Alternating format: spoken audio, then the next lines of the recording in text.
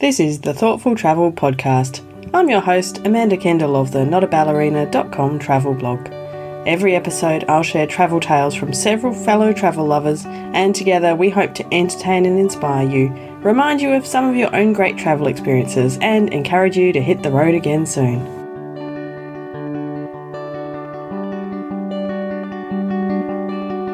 Hello and welcome to episode 135 of the Thoughtful Travel Podcast. Today we're talking about a fun topic. It's about nightlife when you travel. And funnily enough, when I first came up with the idea for this topic, I thought this would just be just a fun topic, just kind of comparing notes on the different kinds of nightlife you might experience. But it's turned out to be a really interesting study in cultural differences as well. So, that thoughtful travel part, it just is always there. You can't get away with being unthoughtful. So I was amused by that. So I'm going to talk to three different guests today about their experiences of different kinds of nightlife when they've been travelling. So I guess I should start with some of my experiences. Now, I have to say that pretty much all my nightlife experiences were back in my 20s before I had a child. I hope to have some more nightlife experiences when I travel in the future. I mean, I guess I've had the odd one or two with solo trips that I've done for work, but nothing so substantial as what I used to do. And certainly the most nightlife experiences, for sure by far, were when I lived in Japan. Especially because I used to finish work about 9 p.m. and then have to do something fun. Don't want to go home, just go straight to bed. And it was common to meet up with colleagues or friends after work, even though it was maybe, 9:30, 10 o'clock at night. But I felt very safe where I lived in Japan. Unfortunately, the trains often stopped close to midnight, so couldn't always be out too long. But we'd go to izakayas, which are kind of a cross between, I think they're a cross between a bar and a restaurant. I think they're often translated to be just a bar, but the snacks and foods that you can order are fairly substantial and really tasty because, Japanese food's always amazing. So I do love a good izakaya. And, of course, Japan, nightlife, who could not experience karaoke? Now, when I was first in Japan, I was dreading my first karaoke experiences, partly because I didn't really understand how it worked, and also I didn't think I wanted to sing in front of anyone, even though, I love to sing in the shower. But I fell in love with karaoke. There'll be more mentions of karaoke later in this episode. And I'm also going to link to a blog post I wrote about it, which explains how the kind of karaoke that's common in Japan or Korea and other Asian countries, and what I do now back here in Perth, is not, in a huge bar in front of lots of strangers, but in small rooms with just your friends. And that's what I used to do a lot in Japan. Had some amazing nights, of all kinds, often with colleagues, both Japanese and expat colleagues, and used to go singing karaoke often with my friend Yoshimi and her mother, who would have been, I suppose, late 60s, maybe nearly 70 at the time. I know she's in her 80s now. And, with her mother, I used to sing ABBA songs, and I just loved them, and it was so fun. So anyway, that's my love of karaoke, and that's my favourite kind of nightlife when I travel, and even at home, I have to admit. Before we get on to my first guest today, just a quick plug for Airbnb again. Remember, you can get $55 off your first booking if you go to my link, which is notaballerina.com/air. I was thinking about the Airbnb option when you share a house or apartment with others, especially local people, and that might be a great way to learn about the local nightlife and maybe find someone to experience it with too. So, on to my first guest, and today that is Whitney Taylor. And Whitney was talking about a group trip she did to India with our mutual friend Simla of Hands On Journeys. And thanks to Simla having got to know some of the locals, Whitney and the group got to have a very interesting nightlife experience in Agra.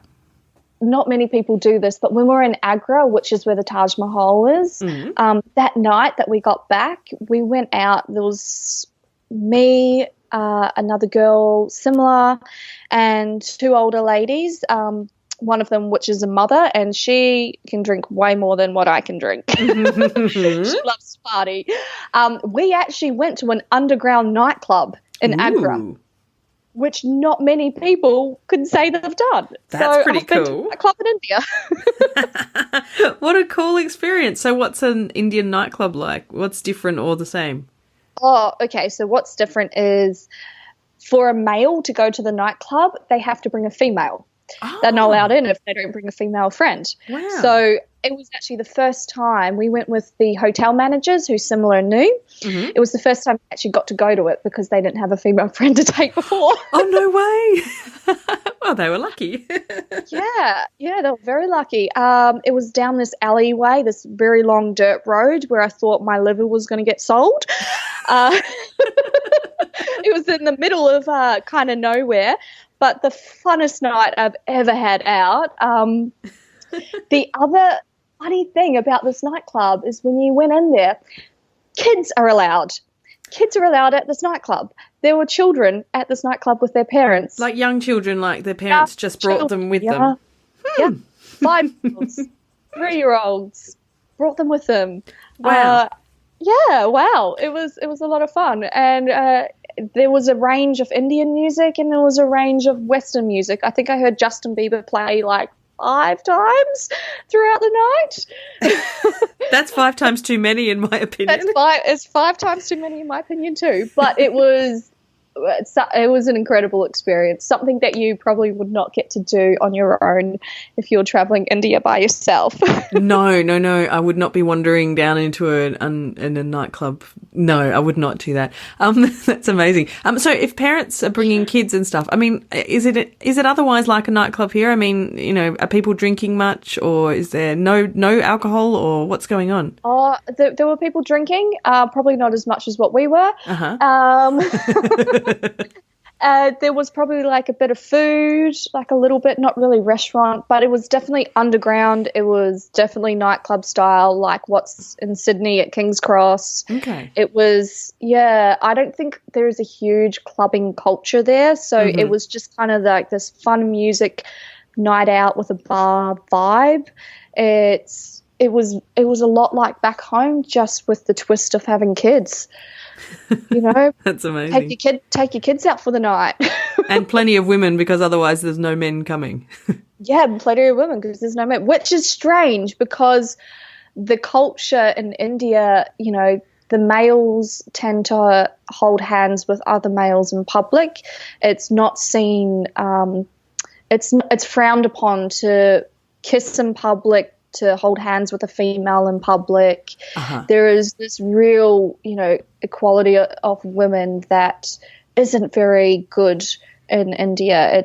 The women there are really actually quite put down. Right. A lot in a lot of other places. So there is this huge problem going on with their rights and the way they get treated. So it was very strange that they weren't allowed to go into the nightclub without a female. When there is this social problem going on. It was almost the opposite to what you'd expect. Yeah, absolutely. Yeah, complete opposite to what you expect. Because I remember being on the coach on the tour bus driving back from somewhere, and I'm going, there's 2 guys holding hands there. I'm like, that's good, you know, because they've got a lot of Muslims there as well. That's good. So, like, they support gay culture. And one of the girls was like, no, Whitney, like, they're not supporting gay culture. They hold their friends' hands because it's frowned upon to hold the woman's hand. So even if you're married, you don't hold your wife's hand in public. Wow. Even married, gosh. Wow. Yeah. So it interesting. It's a whole other world, India. So taking kids to a nightclub is something I hadn't expected to hear about, but as Whitney said, India is a whole other world, so I guess I shouldn't be surprised. What an interesting experience. Now, my next guest today is Dan Johnston. He currently lives in Prague in the Czech Republic, but he's lived in quite a few places around the world, including Germany for a while. We chatted just recently and had a lot in common and lots to talk about with different places we'd lived nearby. And we also, of course, discussed nightlife on your travels. And Dan started off by telling me that in his hometown of Vancouver, the nightlife is particularly bad. Maybe similar to Australia, Canadians like to fight. You know, we hockey, you guys are rugby. as a man, it is acceptable if someone were to inappropriately like talk to your girlfriend, you would hit them. That may have changed recently, but when I was growing up, like you watched hockey, there were fights every day, and that was sort of what's acceptable. Right. And if you go to our main kind of bar districts, you'll see 5-10 fights. There's police everywhere. That's kind of a normal. Wow. Now that's Granville Street in Vancouver, which is a bit of the over the top area. If you go to the local pub by the beach, it's not like that usually, right? Yeah. And so coming over to Germany, to Hamburg, we go to first the Reeperbahn area, which is a large red light district mixed with nightclubs and bars. It's where the Beatles apparently got their start. And a lot of very rough sort of bars and clubs and things like that. And you'll see the odd fight, but very few considering it's a sailor town, red light district with hooligans everywhere. And you might see like one fight in a few months sort of thing. Yeah. And then there is the Christmas markets throughout Europe, which is where, for those who don't know, you have dozens of different stands serving food, selling Christmas ornaments, and in Germany selling Glühwein, which is like a spiced wine, heated up with an optional shot of rum in it for an extra €1. And we just laughed. Like, there's no fence, there's no age. Like, no. You could not run that in Canada without a liquor board set up. There couldn't be children in it, so the bars would all have to be separated. And of course, within 2 hours, there would be fights everywhere. People like, hey, you looking at my Glühwein, whatever it would be. So true. And one of the things I really love about Germany is it's great for maybe arguing or demonstrating some of the issues in North America around drinking and violence and being a little high strung. Where if you talk about, say, a country like Spain and say they're so laid back, they go out all the time more, they don't enforce a lot, then but people can say, look at the economy or look at all these issues they have. Germany works really well, and you start drinking when you're 16. You can drink in public everywhere. You used to be able to drink on public transport until very recently. Exactly. And it all works. Yeah, you don't see everything is awesome. Yeah, you don't see crowds of drunken, we would call them yobbos here, going crazy. Because that's a real problem in Australia. People just don't seem to be able to drink alcohol in a controlled way, and you go into the club districts and stuff, and there's just alcohol's a huge problem, and that's so true in Germany. You just don't see that happen. People just they drink, and sometimes they might drink a lot, but they're still well in control, and you just don't see. I don't remember ever seeing like a fight or anything. And your example of the Christmas markets is so true. It's exactly true. I've never really thought about that, but you're right. It's like this kind of family atmosphere, but there's plenty of alcohol on tap and plenty of consumption of it, but nothing goes wrong. It's that's another thing I've noticed in Spain and Czech Republic and Germany. There's way less. I don't know if ageism is the right word, because I don't think we intentionally discriminate on age in North America. But if you have a kid, your life is suddenly so different in Canada. Yeah. Like, you don't go to the bars anymore because you can't. You go to a beer garden. There's every park in Prague has at least 2 beer gardens. And you've got everything from the 50, 60-year-olds, 70-year-olds to the young mums all drinking beer with their strollers to, everyone in between. And it's the same, like you go to a square in Spain. It's similar. You'll have 70-year-olds drinking wine. You'll have 12-year-olds kicking around a football, and everyone kind of in between. And I personally, it's a lot more appealing, mostly because as I get older, I don't want to have to stop doing that stuff. Exactly. Whereas if you're, it depends on your circles, but if you're 40, 50 in Canada and you're going out to the square to drink 4 times a week, people are going to give you different looks than they would in Europe. Absolutely. Yeah. I mean, even I'm only in my early 40s, but if you go out to the nightclub area here, really you're surrounded by people in their 20s, and that's all there is really. And then, just a few of us who kind of, don't do it very often, but after living in Japan, I have a karaoke addiction. So my Asian friends and I go out and listen to sing karaoke. So, we'll be there from time to time. But yeah, everyone else is very young. Yeah. And you're so right. The European model where you can be doing that whatever age you are is wonderful. Yeah. And why can't we adopt that? Maybe, I don't know where it starts or where it changes. Probably, I'd like to blame it on Puritan drinking rules, but Australia doesn't really have that history like the US does in terms of being. No, true. And so for Canada, Australia, New Zealand, well, maybe the UK is probably more similar to our countries in terms of people drinking a little too much, fighting. So maybe it's a Commonwealth thing. Maybe, yes, exactly. Maybe we can blame the Brits. Everything's better when you blame the Brits. Yeah, exactly. Yeah, it's a shame, isn't it? Because I really did love that. I loved the Christmas markets in the town where I lived. There was a wine. What was it called? Like a wine festival for a week or a fortnight or so every year. And, you would go every night nearly every night of that time into the town square to meet different people. And you would try all of the local wines, and there were plenty of them. And, I'm sure. It was, we lived in a very, a wine district. So it was very full on. But, it's a family atmosphere. You might be having a few drinks, but it's still that, it's anyone can be there. And that's a lovely way to be able to live in a place, I think. Yeah. I wonder if there's, I've talked with my girlfriend about some aspects of being a teenager in Canada, and she usually looks shocked. And this is not something, where I've read any studies or talked to many people about, but I get the sense teenagers have less of that. They don't become as much of monsters here for that phase. I have the same impression. Because you're allowed to drink anyhow from age, 13, 14 usually.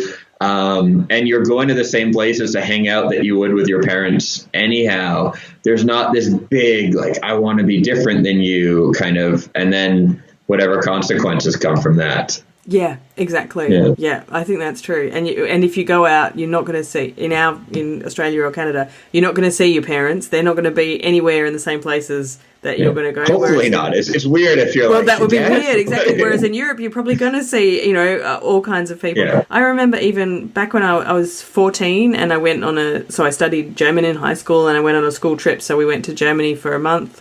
So we're, 14, 15, 16-year-olds.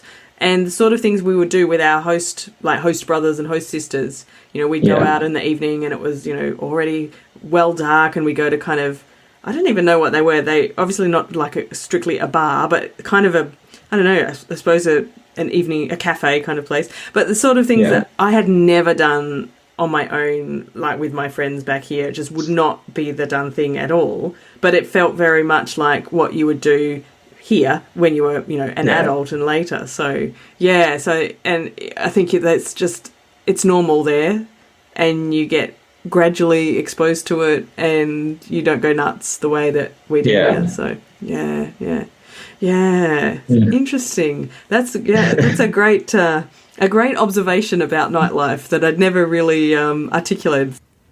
So those cultural differences between nightlife in places like Canada and Australia compared to countries like Germany and the Czech Republic were things I'd never really thought about, but of course I've observed myself, just never kind of put it all together. So that was a really interesting conversation with Dan, something I'll think about some more in the future. Now, my final guest today is Kate Toon. Now, she told me typically she's not good at nightlife when she travels, often because she would have done solo travel and would feel unsafe. And I agree, that's certainly been my experience quite often as well. But nonetheless, she had a fun nightlife story to tell. Well, I think the thing is, I wasn't very good at nightlife experiences, again, because a lot of the travel that I've done on my own, I've done solo. And, I think, again, going to places, I don't know, I used to wear glasses, but I didn't used to like wearing them out. So I would not wear them so that I thought I looked more attractive. This is 23-year-old me. I was an idiot. I'm still an idiot. So, going out without glasses and drinking in other countries is kind of a bit silly. So I didn't do much. I've been to lots and lots of places in this world. And even now, as I travel as a business traveller, I'm usually in my hotel room by 8 o'clock. So I think I'm pretty boring. Do lots of your guests have like amazing nightlife experiences? No, well, half and half. So obviously people are travelling with a partner often have more interesting nightlife experiences, but not only them. And I'm always really in awe of those people who are prepared to do that in a foreign country, because I'm like you. If I'm travelling by myself, once it's dark, basically, I am inside. Or if it's sort of after 8 o'clock, even if it's light, I am inside. And I feel really uncomfortable about, taking those kind of risks. And I know, it's a shame, isn't it? I mean, I do remember in Peru, one way I really like to travel, even if you don't have a partner, is like small group travel. And I did an amazing trip in Peru with a real hodgepodge gang of people about 10 years ago. And we went out and we did karaoke in Cusco. And that was amazing, like Japanese karaoke in Cusco. And it was amazing. And I remember belting out Killing Me Softly while people ate roast guinea pigs around me. And, so that would be my nightlife experience. That was pretty fun. That's quite a unique one, I have to say. It is. It was pretty special. One for the memory banks, for sure. Definitely, yeah. I lived in Japan for a couple of years, so I did have a lot of karaoke experiences there. And I would do that on my own, because in Japan I felt very safe to walk home alone. So plus I lived there, so it was more familiar. But I don't think you can have too many karaoke experiences. I think there's never enough karaoke. We should all do more of it. I read someone quoting that for every hour of karaoke singing, you'll live an extra hour. So I think it's very important. Oh my goodness! You need to meme that. That's the meme for the show. And if you do it while eating roast guinea pig, you get 2 extra hours. Maybe. I don't know. Did you try the roast guinea pig? No, I'm a vegetarian since I'm 11, so I missed out, but I just couldn't do it anyway. I found it so sad. Yeah, I don't think it's missing out. I think it's a very wise life choice to not eat the roast guinea pig. So if you take nothing else away from this episode, take away my utter conviction that karaoke is good for you. For every hour of karaoke singing, you'll live an extra hour.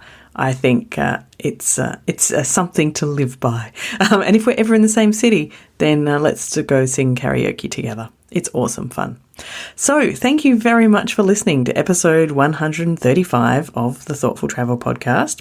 Don't forget, if you haven't used Airbnb yet, come along to my link and get $55 off your first booking. It's at notaballerina.com/air, AIR.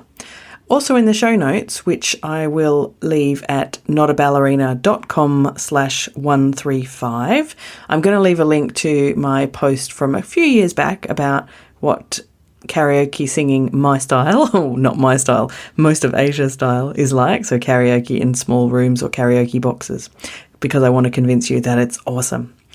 Now, on to my guest shout-outs. Thank you very much to Whitney. Best place to see what Whitney's up to is on Instagram. Look her up at Whitney Lee Artist. The Lee part is Leigh, Whitney Lee Artist on Instagram.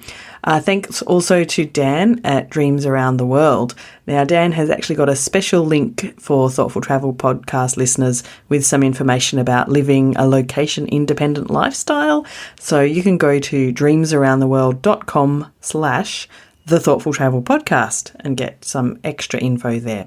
You might also enjoy Dan's podcast, which is Dreams Around the World, and you can also find it at dreamsaroundtheworld.com/podcast. And last but very far from least, a huge thanks to Kate Toon. You can find her at katetoon.com, and you might also like one of her 3 podcasts. For copywriters, she runs the Hot Copy podcast. She also runs the Recipe for SEO Success podcast, and my favourite, her Confessions of a Misfit Entrepreneur podcast. As always, I would implore you to come along and join our Facebook group. It's full of interesting, engaging conversations and all based around the idea of thoughtful travel, and we just have a lot of fun in there.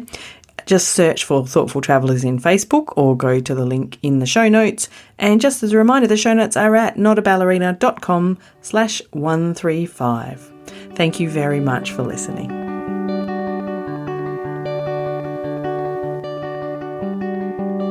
This has been another episode of the Thoughtful Travel Podcast. Show notes and other information are at notaballerina.com/podcast. Join me again soon for another chat about why we travel. Bye for now.